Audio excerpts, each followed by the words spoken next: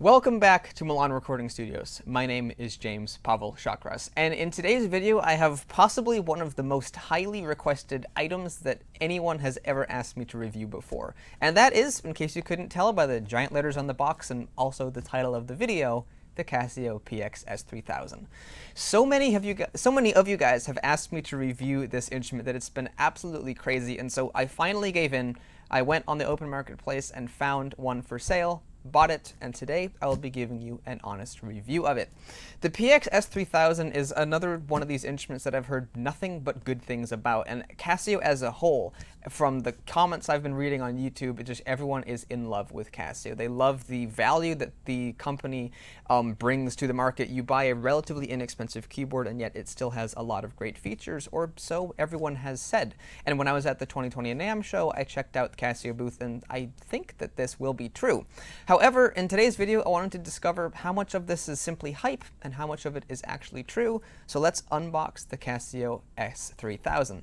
First though, let me show you how compact and slim this instrument is. It's pretty cool. Let me show you the difference between this and another box. So one thing I find kind of interesting about the Casio PX-S3000 is how absolutely tiny the box is. This is marketed and is touted as being the slimmest digital piano on the market, and based off of the box, that really seems to be pretty true. Below it is the Yamaha P125B, which is a keyboard that I always thought was pretty slim and compact, but as you can see, the Casio is actually much slimmer than the Yamaha. The box for the Casio is 12 inches wide, while the Yamaha's box is actually 16 inches wide. The Casio's box is 8 inches high, the Yamaha's box is 11.5 inches high. One kind of funny thing though is that the Casio box actually extends longer than the Yamaha box by a couple of inches, which is a bit odd, but don't know why, but kind of neat. And then also the Casio's, the box for the Casio, as it ships, weighs 16 kilograms, and the box for the Yamaha weighs 19 kilograms, and that's according to the label on the side of the box. So I think one advantage of having such a slim keyboard is that Casio is able to ship more of them than Yamaha would be in the same sized container, and I think that is part of the reason why these instruments are relatively affordable, but actually still have a lot of features and pack a punch. So that is, I think, one reason why they're as affordable as they are, because Casio is able to ship more of them for cheaper. So as you can see, the Casio PX-S3000 is in fact very slim, but now let's check it out in its full glory and open up this box here.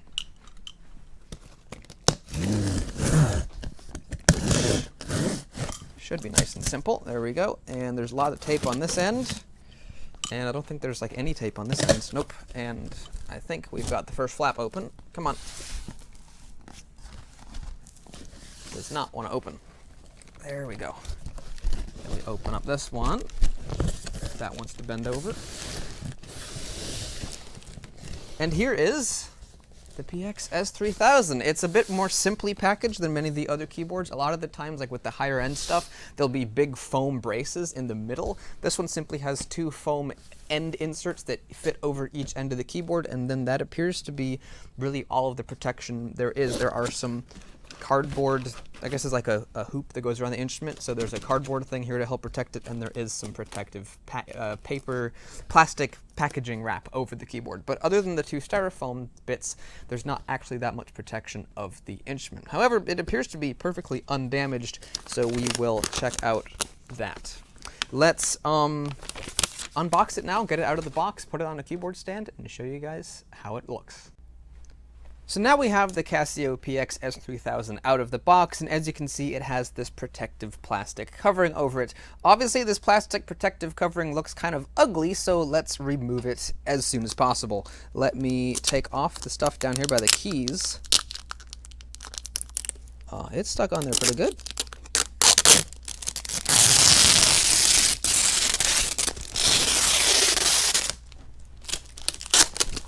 There's that. Now I got a pile of little garbage there, and now we will remove this top one here.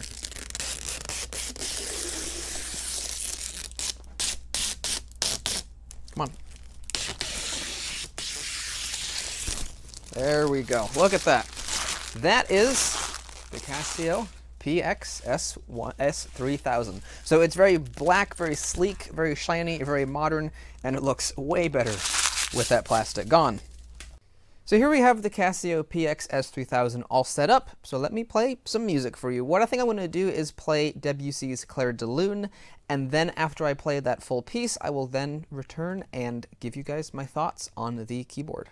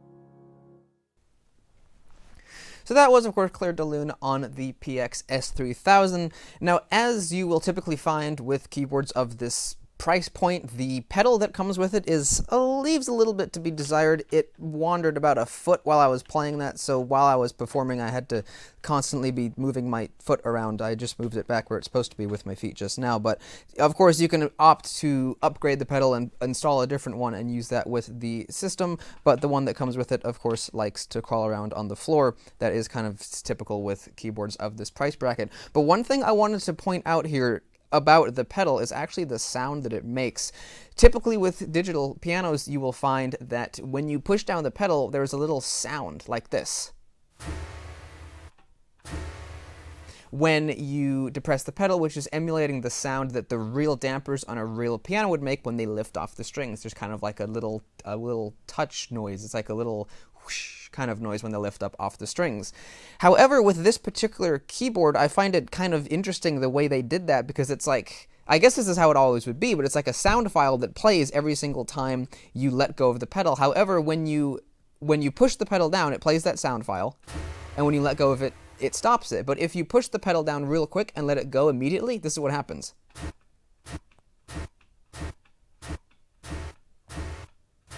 It just immediately just cuts off the sound file. That's probably not really noticeable when you're playing it, but I did find that kind of odd that that's the way they decided to do that. I'll probably boost that little clip there of the audio so you can actually hear how it sounds. It's pretty quiet. It's not an issue, but just something I found kind of odd.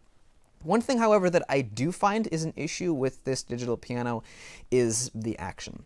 When I was at the 2020 NAMM show, I played on one of these, and at the time I thought the action was really good, but part of that was because I couldn't actually hear what I'm doing. And when you try to play the absolute quietest that you can, it really, really suffers. And here's why. What is very weird about this to me is that the white keys have a certain, they have a certain weight. I like how they feel, they're pretty good. And I like how the black keys feel. They have a certain weight and they feel pretty good.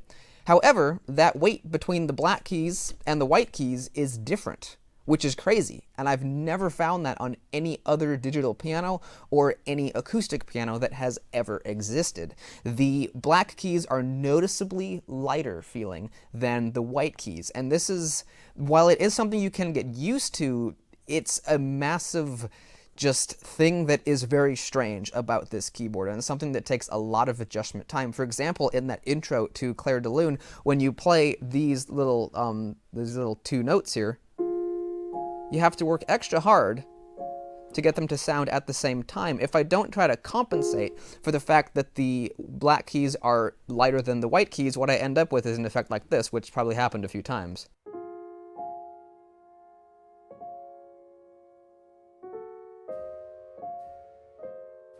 You get like this little grace note effect because of the black key is lighter, it's going to sound first.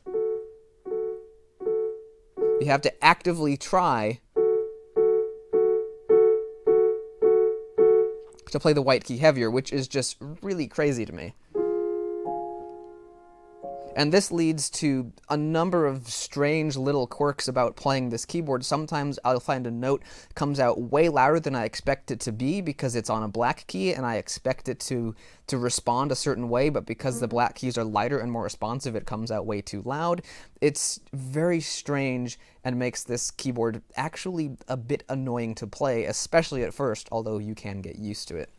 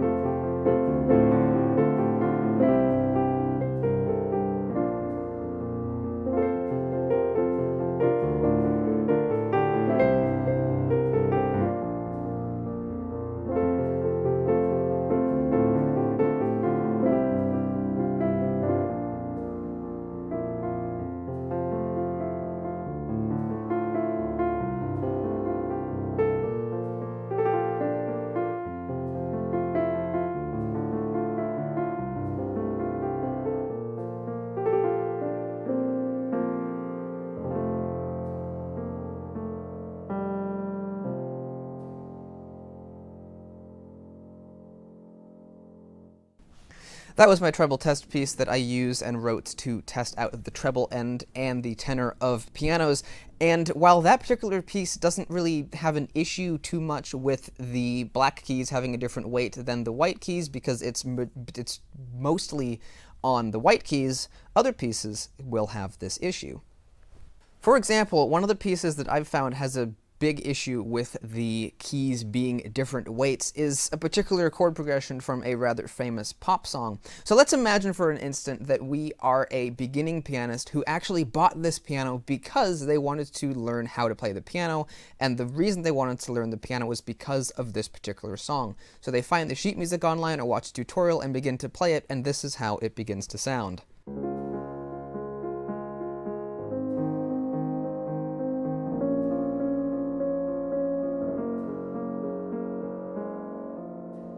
That may have sounded okay to you, but as the pianist, and imagining myself being a new pianist, this would be very annoying, to have the black key be so much lighter than the white key, and it makes it very difficult to get that beat to be nice and steady.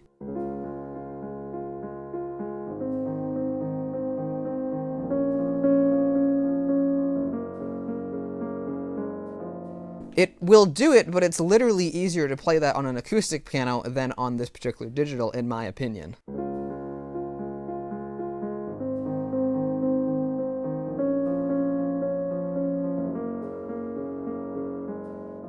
Let's try another famous pop chord progression. This one here I'm sure all of you will recognize.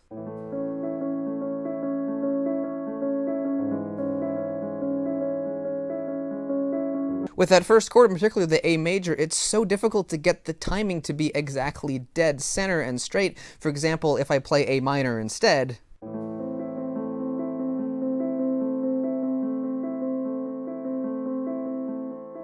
it's no big deal. If I play A major, maybe it sounds okay, but to me it doesn't feel okay. It feels really off balance because this C sharp is almost half as heavy or half as light, whatever you want to say, as the two white keys that are on either side of it. So playing it nice and steady and having it have a nice even pulse is very difficult. Let me see if I can even do it. I'll slow it down. If I play it slow, I can do it. I don't know, maybe it sounds okay, but to me it just feels like it feels like it sounds like this. That's the feel it's giving me. It's just very strange that the black keys are so much lighter than the white keys, and this was something I kind of feared. When I first heard about the PX-S3000 and the 1000 as well, and I noticed and heard that they were the slimmest digital piano ever released on the market, the thing I was worried about was that the action would be compensated, that the action would not be very good, and that because it's being forced into such a tiny form factor. And this does seem to be true. Now, certain things it is actually quite good at. For example, playing something loud and fast, it handles better than you would expect. Let me turn the volume down a bit and play you a little bit of the third movement.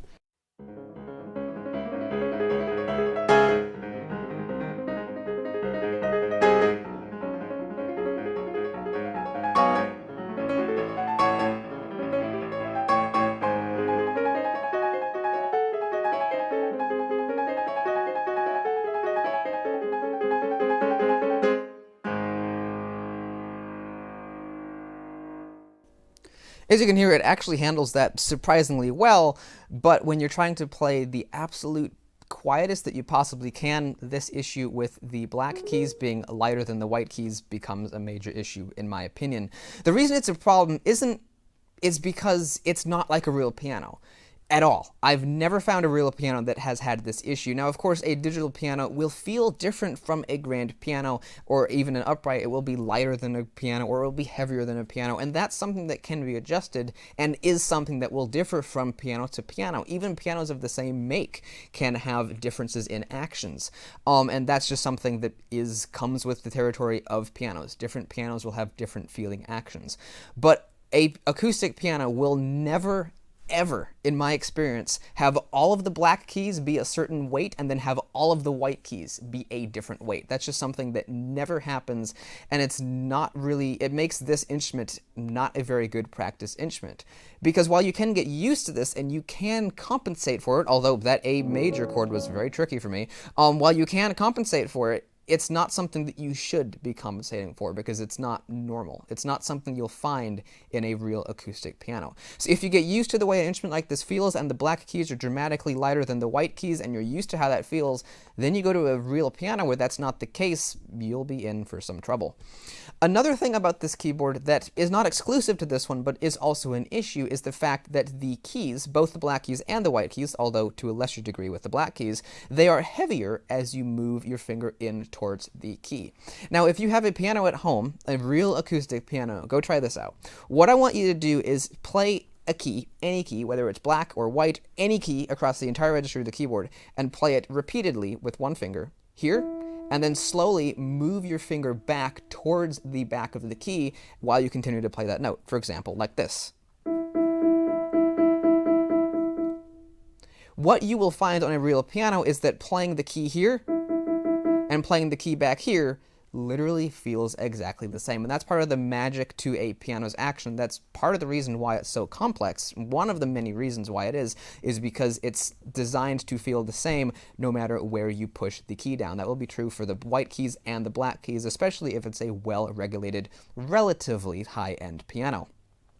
However, with digital pianos, this is very difficult to do, and many digital pianos will not be able to do that, although some can do it better than others.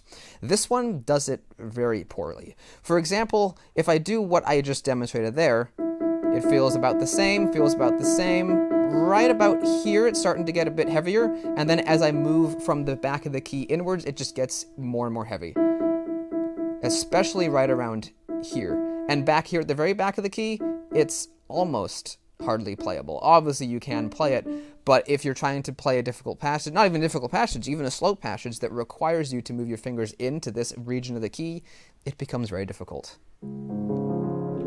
Like that C sharp should have been louder. But because my finger has to be back there because of the positioning of the keys and the positioning of my hands in the chord I'm playing, if I were to play that note here, I'd have to twist my wrist like that, which isn't good, and this keyboard may potentially even form bad habits because of that, because it's more difficult to play the keys at the back than at the front of the keys. Young students, or even middle-aged students who are playing the piano for the very first time, may pick up some bad habits about twisting their wrists in funny angles and playing the keys in weird, odd positions, just so it becomes easier when that's not something you'd need to do on a real piano. And this C and that F are very difficult to play. Very difficult. They're like easily twice as heavy as the white keys normally.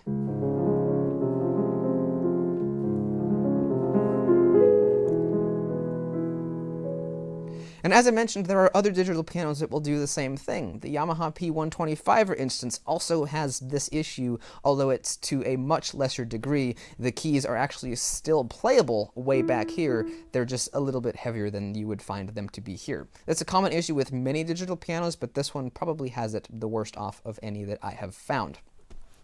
Now, the approach I'm taking with this video is kind of looking at this digital piano from a pianist's perspective. What does a pianist think of this? Now, for a casual student, part of me doesn't even want to say I could really recommend it because the action is so far from what you would find in an acoustic piano. Again, I'm not saying that because the action is lighter than you would find in an acoustic piano or because it doesn't have let-off like a real acoustic piano would have. I'm saying this because the fact that the white keys and the black keys are completely different weights from each other is something that you'd never find in an acoustic piano, and also the fact that the touch sensitivity of the key decreases so massively as you move towards the back of the key that it makes practicing on this instrument really not that enjoyable. However, this instrument does have a number of few nice features, such as a very easy to use user interface that can do a number of different things. You can split sounds, you can layer sounds, you can record, and you can also even have a synchronized drum beat to play along with yourself, as well as a built-in accompanist system that will play auto-generated chords. One weird thing about the drum beat, and there's probably something in the settings to adjust the volume of it, but it's extremely loud. Brace yourself, this is going to be loud.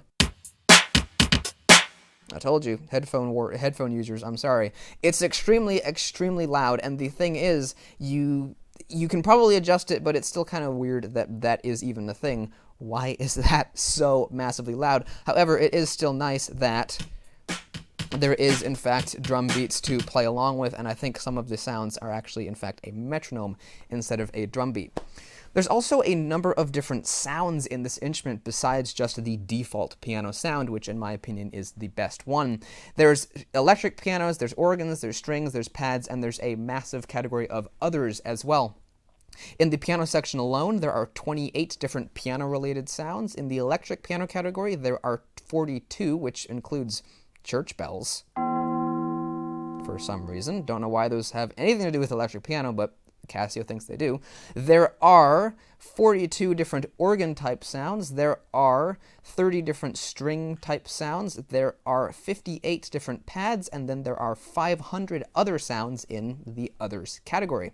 So what this means is that the Casio PX-S3000 has, if I remember correctly, it's around 700 different sounds that there are to mess with and play around with. And while this may sound amazing, in my opinion, the vast majority of them are fillers. Check out this particular electric piano sound, which I believe is meant to imitate a Rhodes. Does it really sound anything at all like a Rhodes?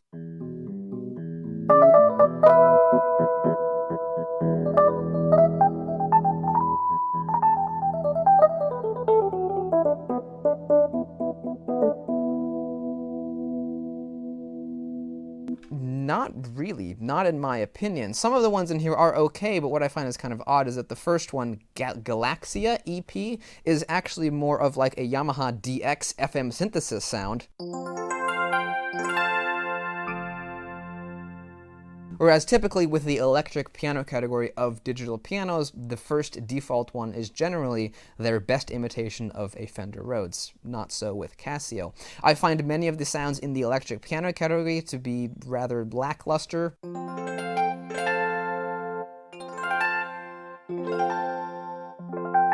This is supposed to be a Whirly, I believe, Amp 60s EP. That's supposed to be a Reed electric piano. Could be trying to be a Rhodes, but I don't think it is. Dyno E piano. Okay, this would be like a Rhodes 2 with a dyno mod.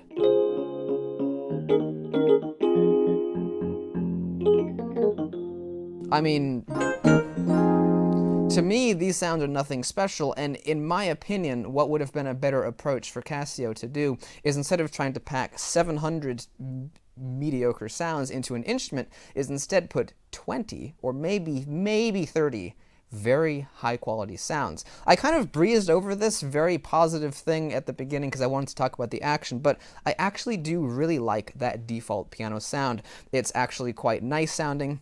It has good realism to it, and I think it sounds pretty good. It is a bit on the brighter side, but it is actually quite nice sounding.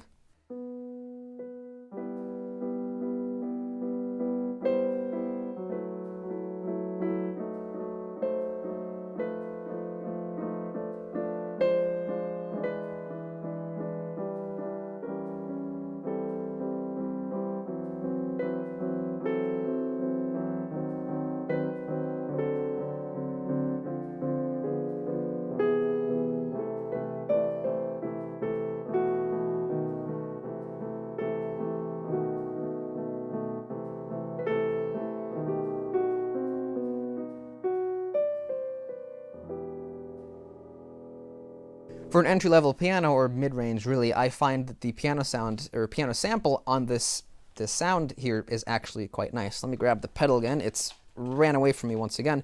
But the rest of the sounds, I think, are really kind of blah. One of my other favorites here is the organ, but something else I wanted to talk about is the dramatic sound difference between the sounds. For example, the piano is quite quiet. The electric pianos are louder. And the organs are very loud. Again, headphone users, beware. Okay, that is extremely loud. So to be able to record it at a normal level, I have to turn the volume to around noon. At the piano, I have it maxed out and it sounds good for quiet stuff. To get the organ to be the same, I have to take the volume and turn it all the way here. So now the little marker is here. By the way, the marker is really hard to see, which is another small little flaw. If it was white, that would be nicer, but the marker is now here, whereas with the pianos, it's here. So let me put it back here. The marker's here now, and now here's the organ. For an entry-level piano or mid-range, really, I find that the piano is actually quite nice. Let me grab the pedal again. It's ran away from me once again. But the rest of the sounds, I think, are really kind of blah. One of my other favorites here is the organ, but something else I wanted to talk about is the piano is quite quiet. The electric pianos are loud. The organs are very loud. And the piano is quite quiet. So to be able to record it at a normal level, I have to turn the volume to around noon. At the piano, I have it maxed out and it sounds good for quiet stuff. To get the organ to be the same, I have to take the volume and turn it all the way here. So now the little marker is now here, whereas with the pianos, it's here. So let me put it back here. The marker's here now, and now here's the organ. Now, some of the organ sounds here are actually pretty nice. I do like some of them a lot. That first one, JS organ, I assume Jimmy Smith organ, is actually pretty decent. The other one I kind of like is tremolo organ.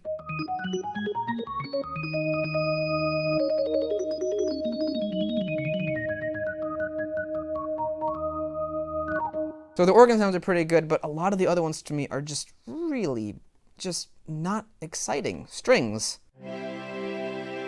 String pads really never do much for me anyway. Synth string pads, and all the pads in here are just, you know, you know, oh geez. It's a chord pad, so each note is its own random chord, and the others category is full of random other sounds. Nylon guitar. I mean, that doesn't even sound very good. It sounds like a toy piano from the 90s. So in my opinion, I think Casio would have been much better off choosing 20, maybe 30, maybe even 15 very high quality samples rather than simply recycling old sounds that they've been using for a decade and putting them into this keyboard just so it can have 700 sounds. If I were using this piano myself, which I really won't be doing at all, but if I were going to be using it, I honestly would probably only ever use the piano sound, the default one, because it is in fact the best one. Something else I want to talk about here with this instrument that I find is a flaw is the speakers. Now, as you can see here on the top of the instrument, you have no speaker grills. You have this very nice glossy piece of, I assume, plastic that has the light shining through it. It's very clean, also likes to attract fingerprints, but it's quite nice looking. Where are the speakers? Well, the speakers are actually in the back. In the back here of the keyboard, you have one set of speakers here and another set over here. There's a very small slit here at the front here that allows a little bit of the sound to come to you, but most of the sound is being projected backwards. Now, unless you have this instrument against a wall, this presents a big problem because you won't be able to hear yourself very well at all. One of my friends is a professional guitarist who plays with bands and groups all the time in the Sacramento area, and something he told me is that whenever he's playing with musicians in a band, he always turns his amplifier towards himself so he can hear what he's doing, how it sounds, and so that he won't be overpowering the other musicians by accident. With this keyboard, you really can't hear what you're doing at all.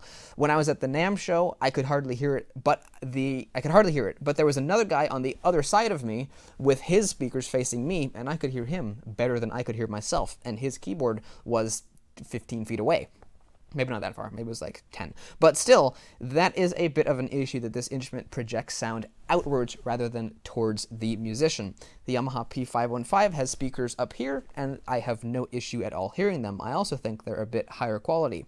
There is a sound mode here that can affect the way these speakers sound. For example, here is the surround sound mode on. And here's with it off.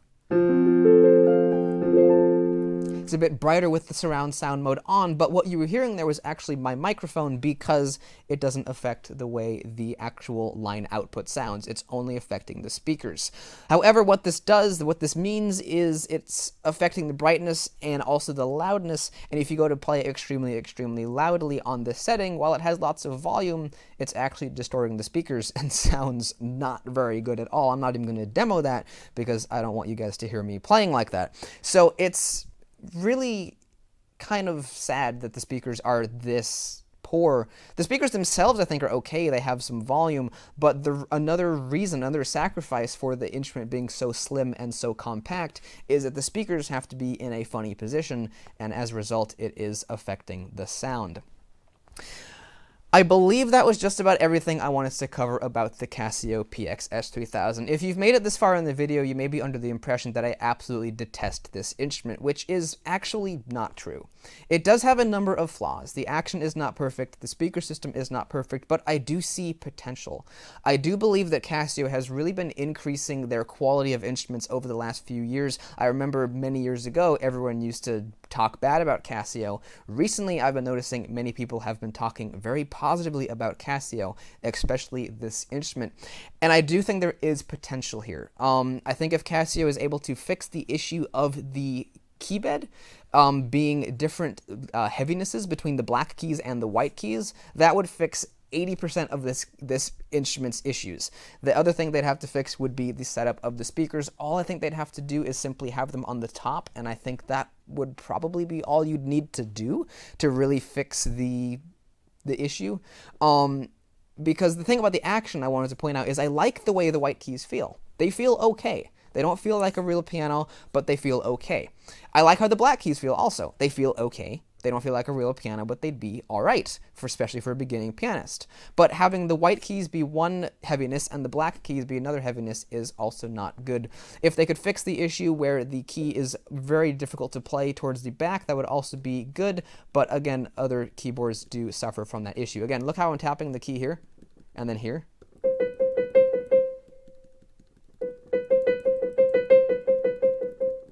I'm not tapping the key any differently. I promise you. On a real piano, if you did that, you'd be able to play the key just as fine back here as you would be able to here. So if they could be able to fix that somehow and mitigate that as well, that would be really fantastic. And if those things were fixed and the keyboard was still able to say at the same price, I think it would actually be a very nice practice instrument. For now, at the moment that it stands at, I really can't say I would recommend the PX-S3000 to even a beginning piano student. I mean, maybe like a 5-year-old child, if you wanted to just get them an instrument that would do them okay, this could be an option for you. But personally, I'd recommend the P125 from Yamaha a bit more. It's actually a bit less expensive, and while it does have less sounds, they are higher quality sounds, and also it doesn't have many of the same issues that this one has. The speaker system is better, the action is more consistent, and while it does have a little bit of this issue here that I was mentioning with the keys, it's not as bad, and it's a lot more playable. So if you're looking for a beginning keyboard for your child or even for yourself, at the moment, I don't think I can really recommend the PX-S3000. It looks attractive and it seems to be very promising, but honestly, it's not the best practice instrument. However, I think if Casio could make a few relatively small refinements to it, I think that Casio definitely is onto something, and I think they have a big future in the music industry. I think that if they continue to constantly improve and continue to make their instruments better and better every year, I think eventually they will have an instrument that someday could rival the biggest names of the keyboard industry. For now, I feel that they're a few steps behind, but I do think that they would be able to catch up sometime in the future. So I hope that you guys have enjoyed this video. I do want to apologize for it not being a very positive and happy review like some of my videos in the past have done, but that's just kind of part of running an honest channel. If I find a product I like, I will speak praise about it, and if I find a product I don't like, well, I will be honest and tell you why I don't like it. There's no grand conspiracy here. Yamaha isn't paying me to trash talk other companies, and Casio didn't send me this product either, so as a result, there's really no reason why I would want to hide anything negative about the instrument. That's not what I do. If I find something I don't like about it, I will tell you about it, and if there's things I like about an instrument, I will tell you about those too. One small thing I didn't mention before in the video because I didn't have it installed was the music desk. I do like that it came with a music desk, and structurally it seems to be a pretty decent music desk and should do well for holding up your music, but I do think that the design of it is a bit weird. It simply just sets in there, and then you can just, let me see if I can get it without looking. I might have to go back and look and see where, oh, there we go. And then it just slides right back. I'm trying to do it without looking to be fancy. Let me look around and see. There we go. It just slides in and out. So it's like, you just take it out and then it just sits there. So it's kind of a unique design. Never really seen anything like that, and also it kind of is a bit floppy, which is kind of weird. But structurally it should be okay. It's just a bit of a unusual design there that I think could be improved on. And I think that's kind of the big thing, the big message I want to leave with this video, is that this has potential, but it needs to be improved on. The action, I think, needs to be improved on. The design of the speakers, I think, needs to be improved on. And the quality of the sounds, I think, needs to be improved on. But honestly, that's not actually its biggest flaw. I think Casio, like I said already in the video, they have potential as a company too. I think they want to continue to improve and continue to make better and better products. And if they continue to strive forwards and continue to improve on what they've already been producing, I think eventually they will be producing some serious quality stuff. I think one thing that might benefit them, if they haven't already done this, and based on the design of the Action, they probably haven't, would be to analyze other acoustic pianos and even analyze competitors' equipment and see what other people are doing with the Action and how Casio can be inspired by this, and to take apart a piano and analyze the feel and the weight of an Action and really try to replicate that as close as possible. Obviously, some sacrifices will be made in a very slim instrument, and I think that's why the Action in this feels as odd as it does, but it is possible to create a relatively slim, realistic feeling Action. Kawai was able to do it, although it's definitely not as slim as this. Kawai was able to do it, so I think Casio should be able to as well, although you wouldn't find an Action that good in an instrument this slim. So I do think that Casio has potential, but I just honestly think that this instrument didn't live up to my expectations. When I was at the NAMM show, I liked it at the time, but I wasn't able to really analyze it and figure out everything about it. But at the time I liked it. I've heard good things about these, but in my opinion, it just didn't live up to the hype. I really hope you guys have enjoyed this video though, and if it has helped you guys make a good purchasing decision, then I'm really glad about that. If you purchased one of these and you're perfectly happy with that, then that is absolutely wonderful, and I'm glad that you're enjoying your instrument. For myself personally, if I had a child and wanted them to start learning piano, this wouldn't be the instrument that I would start them off with. But if that's what you've done, it's probably honestly not the end of the world. Although if you do have it available, if you have the finances available, I do suggest upgrading to something a bit better, like perhaps a Yamaha P515. Again, I hope you guys have really enjoyed this video. If you did, you might want to go check out my channel if you haven't already. I've got lots of cool videos of pianos, keyboards, organs, digital pianos, and all kinds of other cool stuff too. So if any of that sounds neat, you might want to go check out my channel. And if you want to subscribe, well, thank you very much, and I'll see you in the next video. Goodbye.